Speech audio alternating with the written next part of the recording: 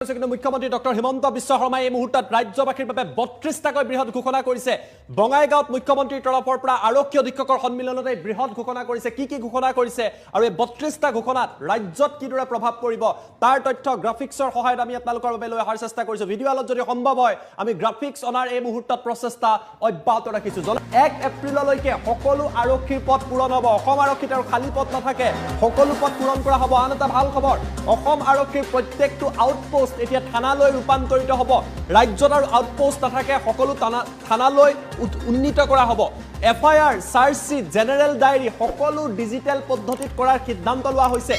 কামৰূপ মহানগৰত ৫খন আৰক্ষী জিলালৈ কামৰূপ মহানগৰত বৃদ্ধি কৰা হ'ব মুখ্যমন্ত্ৰীৰ আন এটা ডাঙৰ সিদ্ধান্ত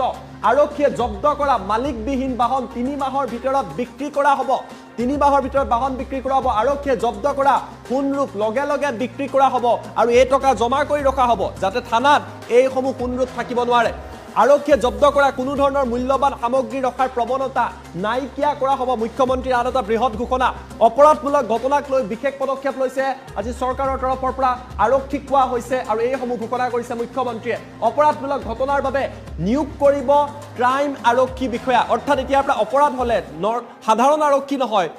ফৰেনসিক এক্সপাৰ্ট যাব অসমত ৪০০জন ক্ৰাইম সিন অফিচাৰ নিয়োগ কৰা হ'ব আৰু তেওঁলোক সেই স্থানলৈ গৈ অপৰাধৰ তথ্য সংগ্ৰহ কৰিব ২৫০খন আউটপোষ্টক উন্নীত কৰা হ'ব আৰক্ষী থানালৈ ৰাজ্যৰ ২৫০খন আউটপোষ্টক আৰক্ষী থানালৈ উন্নীত কৰা হ'ব গুৱাহাটীত ১৯খন থানাৰ পৰিৱৰ্তে ৩৪খন থানালৈ গুৱাহাটীত বৃদ্ধি কৰিব সময়ত চাৰ্জশিট দিয়াটো নিয়মত পৰিণত হ'ব চাৰ্জশিট সময়তে আৰক্ষীয়ে দিব লাগিব চাৰ্জশিট দিওঁতে দেৰি কৰিব নোৱাৰে প্ৰত্যেকখন আৰক্ষী চকী হ'ব আৰক্ষী থানা প্ৰত্যেকখন আৰক্ষী চকী আৰক্ষী থানালৈ সলনি কৰা হ'ব যাতে জনতাৰ সহায় হয় ৰাজ্যত নাগৰিক সমিতিসমূহকো আইনগত ব্যৱস্থাৰ আওতালৈ অনা হ'ব নাগৰিক সমিতিক শক্তিশালী কৰা হ'ব আৰু এই নাগৰিক সমিতিৰ প্ৰতি দায়বদ্ধ হ'ব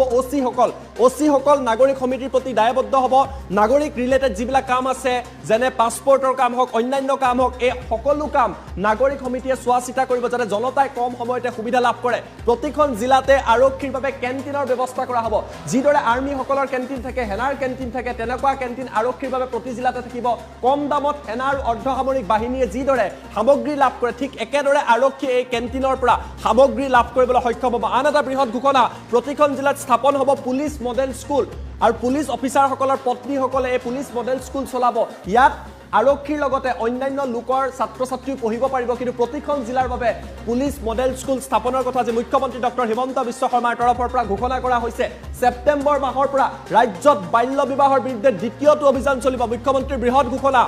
চাইল্ড মেৰেজৰ বিৰুদ্ধে অভিযান চলোৱা হ'ব আৰক্ষীৰ মানসিকতা সলনিৰ প্ৰয়োজনীয়তাও আছে আৰক্ষীয়ে সাধাৰণ লোকক কিদৰে ব্যৱহাৰ কৰে কিদৰে কথা বতৰা পাতে তাৰ ওপৰতো গুৰুত্ব আৰোপ কৰা হৈছে এতিয়াৰে পৰা ৬ মাহৰ মূৰে মূৰে হ'ব আৰক্ষী সন্মিলন এছপি সকলৰ সৈতে ৬ মাহৰ মূৰে মূৰে কথা পতা হ'ব আৰু কিদৰে সমগ্ৰ পদ্ধতি চলি আছে তাৰ ওপৰত আলোচনা কৰিব আৰু এইদৰে ৩২টাকৈ বৃহৎ ঘোষণা মুখ্যমন্ত্ৰীৰ তৰফৰ পৰা যে সন্মিলনৰ পিছত কৰা হৈছে আমাৰ লগত ডক্টৰ হিমন্ত বিশ্ব শৰ্মাৰ মন্তব্য আছে মুখ্যমন্ত্ৰীৰ মন্তব্য আমি আপোনালোকক দেখুৱাই লোৱাৰ চেষ্টা কৰিছোঁ